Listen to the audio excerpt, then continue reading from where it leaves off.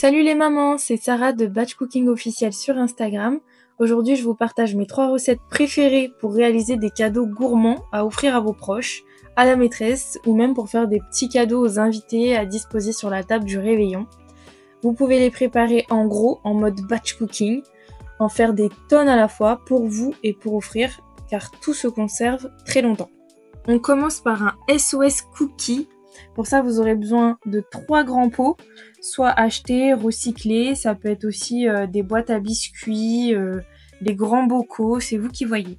Vous commencez par mettre le cacao dans les 3 pots, donc vous pesez bien en fonction des quantités qui sont en description. On vous met toutes les recettes en description. Ensuite, vous ajoutez la farine.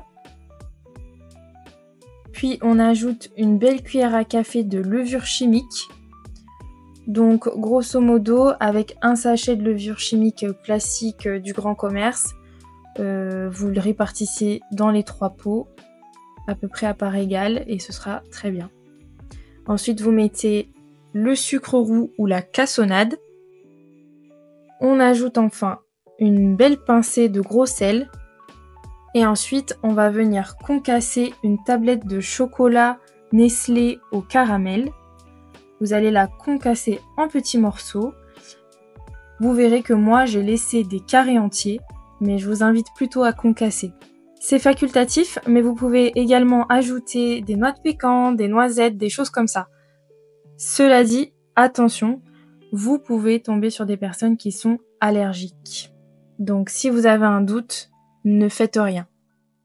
Alors ici, pour information, j'ai acheté ces pots chez Ikea et d'autres viennent d'une petite boutique de ma ville.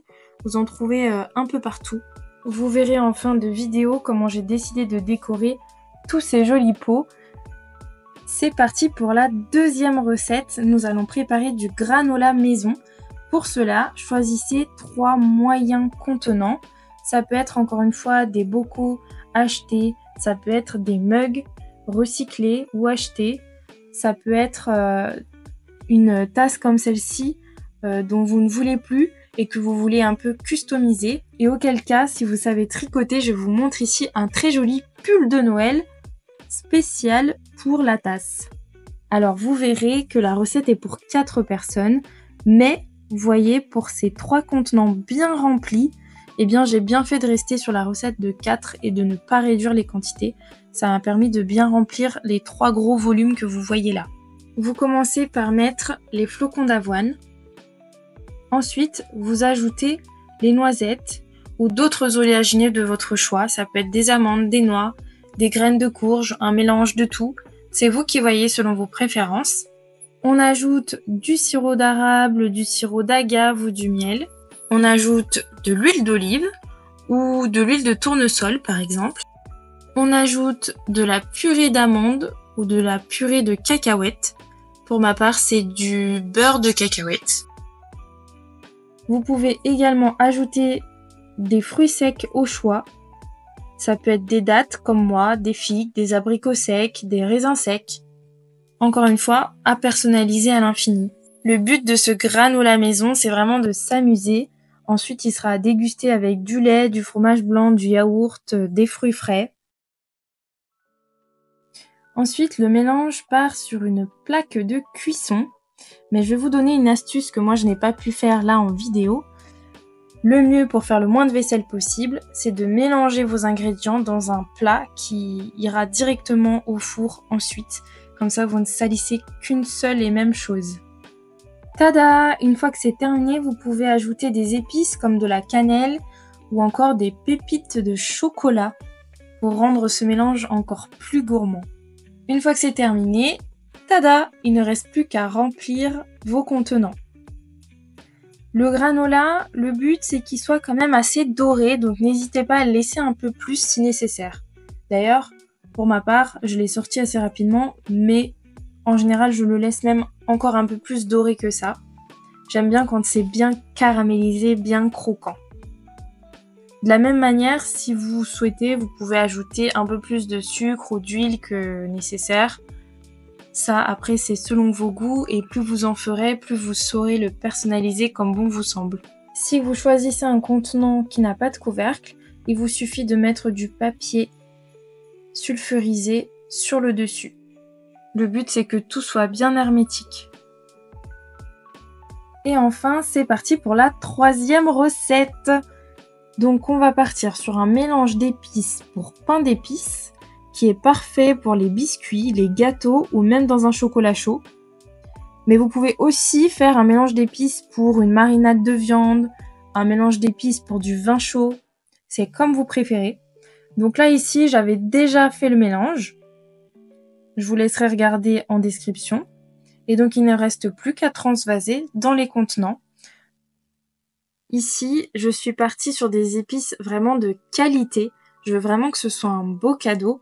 Donc ce sont des épices soit bio ou au moins en tout cas entières que j'ai pris soin de broyer au mixeur. Donc de la cannelle en bâton, de la coriandre en graines, de la badiane entière, etc., etc. Beaucoup ont été faits complètement par moi, mais on peut très bien le faire avec des épices déjà en poudre. N'allez pas trop vous casser la tête non plus.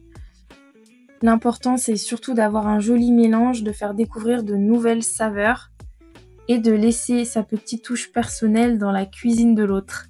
Ce mélange-là va vraiment très bien dans des petits biscuits de Noël également. Ça les rend vraiment bien parfumés. Et c'est parti pour la décoration. Alors là, on s'amuse, on y va, on prend tout ce qu'on a. J'ai pris des autocollants, des paillettes, des rubans de toutes les couleurs, des étiquettes de Noël.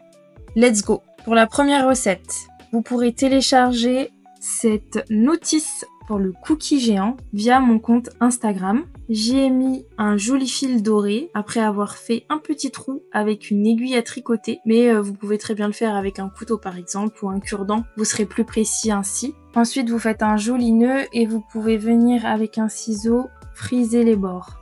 Cette recette est vraiment géniale, la personne qui la reçoit n'aura plus qu'à ajouter du beurre et un œuf pour obtenir une recette vraiment originale qu'elle n'aura jamais goûtée auparavant, vous pouvez me croire. Toute la marche à suivre est bien expliquée en détail dessus, recto et verso, donc c'est impossible de la rater.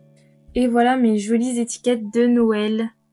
Ce sont des stickers que vous pouvez trouver sur internet, dans les boutiques. Moi j'ai fait un stock, ça fait quelques années que je l'ai.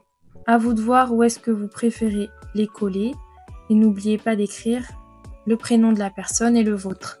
En batch cooking, pour optimiser le temps, on réalise les tâches similaires en même temps. C'est pour ça que là, je fais un moment décoration et je décore tous les contenants, tous les cadeaux en même temps. Plutôt que de sortir la déco, la reprendre, nettoyer la cuisine, etc.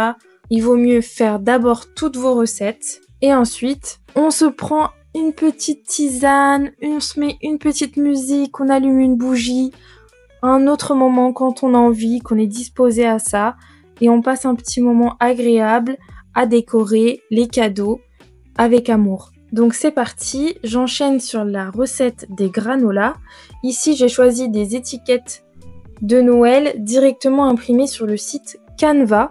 C'est gratuit, donc je vous invite tout simplement à aller sur ce site, à taper étiquette de Noël et vous aurez plein de modèles, plein de choix que vous pouvez personnaliser. Et pareil, on va mettre un joli ruban et accrocher ça sur nos mugs et sur nos différents contenants à granola. Et enfin, pour les petits pots d'épices, j'ai choisi cette fois des étiquettes en papier craft avec une ficelle un peu marron et j'ai écrit directement dessus au feutre. Je vous donne encore une astuce avec un stylo feutre dédié exprès à ça. Vous pouvez écrire sur le plastique et le verre de manière indélébile. Vous pouvez mettre votre prénom, la date du Noël dont il est question et tout ce qui vous passe par la tête. Je sais qu'il y a des personnes qui trouvent ça un petit peu dommage d'offrir quelque chose qui ne se garde pas. Alors, avec cette petite astuce toute simple, vous faites en sorte que la personne en garde un souvenir quoi qu'il arrive. Et je ne l'ai pas montré en vidéo, mais surtout prenez le temps d'écrire derrière l'étiquette les ingrédients. Pour toutes les recettes, il est important que les gens aient des ingrédients, qu'ils sachent ce qu'il y a dedans et notamment qu'on puisse faire attention aux allergies. Voilà les filles, la session batch cooking spécial cadeau gourmand est terminé. Vous retrouverez toutes mes idées cadeaux gourmands en description. Je vous ai fait une belle petite liste.